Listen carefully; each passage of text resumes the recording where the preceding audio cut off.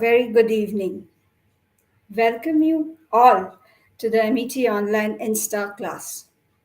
3 hours 15 minutes. That's exactly was my screen time 2 years back when I looked at the productivity app on my iPhone, connecting it to the topic for today, which is handling distraction in a VUCA world. So let's first understand what is distraction and what its connection to the VUCA world. Distraction, if you break it, it comes as dis plus traction. And if you look at etymology and understand the origin of the word traction, it comes from the word trahari, which means to draw or pull. And the word dis means away. So anything that pulls us away from what our goals are, our long term goals are, or the task that we are wanting to do is a distraction. Now, why are we so distracted and how to deal with distraction? This is the question be coming to in a couple of minutes. But let's first understand what is VUCA? What is VUCA world? And what's its association with distraction? When VUCA is an acronym which means volatile, complex, uncertain, and which means volatile, uncertain, complex, and ambiguous. Now, why is it a VUCA world? It's because the technological advances that have happened in the last century, that is from 1900 to 2000, have evolved us to such an extent that the 100 years of progress that we have made, we can achieve it in just 4 years now. So, metaphorically speaking, what does that mean? It means something like this. Consider a scenario that you are on a ladder where the steps are just 1 meter apart. Every step is equidistant. And imagine you take 40 steps, then you reach somewhere around 40 meters. Now, just tweak the scenario a little bit. Consider that you are on a ladder where each step doubles with every step. That means the first step you take on the ladder is 1 meter, the second step is 2 meters, the third step is 4 meters, the fourth step is 8 meters, and the fifth step is 16 meters. So imagine climbing a ladder like this, and you don't know how high you would climb and what the view would appear from there, right? So that is how we have entered into a VUCA world with technological advances. Now, how are distractions associated with VUCA world? So let's understand that quickly with an example. Imagine you want to buy a phone, say a Redmi phone with configuration XYZ. So in the next 1 hour, you decide that you are going to buy the phone by comparing all the deals that are available. So you start visiting all the websites like Amazon, Flipkart, etc. You visit the websites, and as you are scrolling through all the available deals, you come across other phone companies that are offering the same configurations at maybe more attractive prices, in addition to accessories that you didn't know you wanted, but the moment you saw that these accessories are coming with the phone, it's making sense to you. So the next hour you just spent researching and you ended up being confused because your initial goal was to buy a Redmi phone, but then you got confused because you have so much information now. You are overloaded and you are confused what to buy. Now, just consider the situation 15 years back that you wanted to buy a phone. You wouldn't had so many options 15 years back. You just go to the shop and just buy the one phone available in the shop, right? So, are options bad? Maybe. But the bigger question here is, does options cause us distracted? Well, the answer to that is both a yes and a no. No, because we are psychologically and physiologically wired for distractions. Even our parents and their forefathers were distracted, but the things that they were distracted with were different from what we are distracted with. And the answer to that question was also yes, because unlike our forefathers and our parents, we have a smartphone at our disposal at any moment. And with a smartphone in our hands, we can access distractions at any moment. And when we can access distractions at any moment, that means overexposing ourselves to information, anxiety, um, comparison.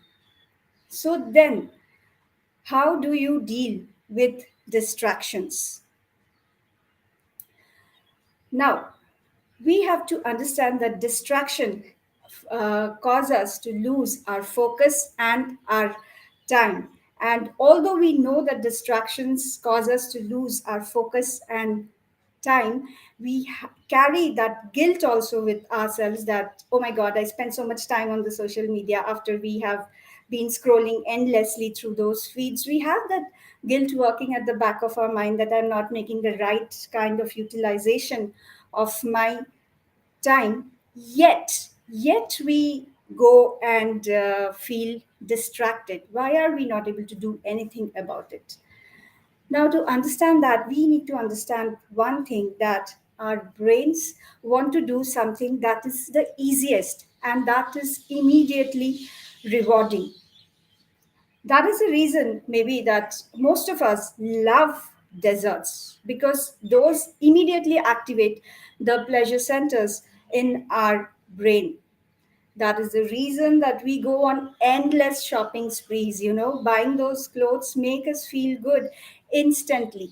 That is the reason, possibly, the apps like Blinkist and Story Shots, InstaRead, which are book apps which instantly deliver the essence of what is there in the book without having to read through the book. So every service, every app that you know about promises to deliver everything instantly and at the minimum time possible, because that makes our brain addicted to those stuffs. And that is the reason we are staying in an immediate result environment. And when we are staying in an immediate result environment, immediate that gives immediate and instant results, that may not translate into very good results for your long term goals or your future planning. So we have to understand here that we have to develop an environment of delayed result, wherein the tasks that we find difficult, we have to make them more attractive and we have to make them more enticing so that we are not distracted. Now, from a student context, when you move from school to college, you are more by yourself. That means no one is at task, no one is monitoring you. You have more flexibility and you have to manage your time better. And because the college structure provides more flexibility than school, you have more unstructured time. And if you're not using it right, you might be distracted forever. So what's the way? How do we deal with distraction to be better focused? Now, this is a three-step procedure that you can employ to deal with distractions, and I call it the procedure as making your bed, which is not actually making your bed. And let me just decode you for that. The be in bed means breaking the task down. Now, whatever task you want to do, you have to ensure that you don't get stuck at starting the task itself. Many a times we don't do a task because we find it overly difficult. It may be related to your studies, it may be related to your assignments, right? It may be related to writing a project or a report. Now, don't immediately think of the final outcome. Start with break the task down and start with the segment that feels the easiest, that feels most natural to you. Start with that segment, because then you're hacking your brain to believing that this is the easiest thing. And remember, I said brain wants something easy. So to be not distracted, to start working on the task, to be focused on the task, start with something which is the easiest in the task to do. And uh, once you're doing the task, also apply the Pomodoro technique. The maximum attention span our brain can take is only for 30 to 50 minutes. That's said by research. And that's the reason probably our classes are also limited to 30 to 50 minutes, the classes in college and schools. So use the Pomodoro technique, wherein you conduct the class for 30 minutes, and then you conduct your task for 30 minutes, and then you take a 5 minutes break. Having a 5 minutes break gives your brain the right kind of stimulation.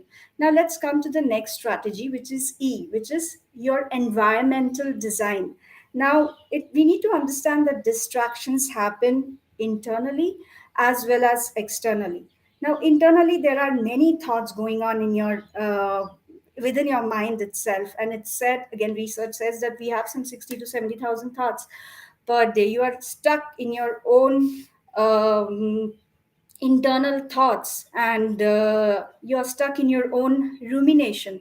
Now that is a whole different ball game, how to deal with that. But the least you can do is start managing the external distractions. This is your internal distraction. What are your external distractions? External distractions are the ones that are present in your environment. What are these? This is your phone, which I'll be talking in the next strategy. This is your phone. This is any food item lying around. And this is people who can have access to you anytime. If you want to be focused in your study, they get access to you easily, and they can interrupt you anytime. So you need to ensure that you put a board like, do not disturb me right at this moment, when do not disturb me when I'm studying, or something. You can close the door. Other external factors that affect you are the noise around you. You need to ensure that you make sure that you have noises that don't distract you to an extent that you stop doing your work. So one thing you can do is use noise cancellation headphones when you're trying to focus on the task. And also you can put on some music, but not music which has words in it, because words are again distracting. Put on music like the alpha beats music, which enhance your focus and help you to be staying in the task, to be focused, to stay focused on the task. The last one in the bed is D, which is defining your relationship with the devices. Now, when I say defining your relationship with the devices, it includes your phone, your laptop. And what I mean by defining your relationship with the devices is that let your devices be used by you and not vice versa. Let me repeat that. Let your devices be used by you and not your devices using you. So ensure that every time that you're logging into social media or anything, and if you think you will lose track of time, put a tracker, put a timer on your phone so that the timer buzzes when it's time to log out of it. It will help you to snap out instantly and not get lost in that internet rabbit hole. Also put blockers on your internet surfing websites. If you want to work on your laptop and you want to do some focused work, then make sure that you put blockers on your internet websites that you don't want to visit while you're studying. Okay. Now this was the best strategy, and make sure you follow it religiously. You will see tremendous results in a couple of weeks or months, I would say. And also, we are living in a VUCA world, but we can be versatile, creative, understanding, and agile. And that changes our association with the VUCA world and helps us thrive in the VUCA world. So, managing distraction helps us to do all of that. Thank you so much, students, for being there in this session.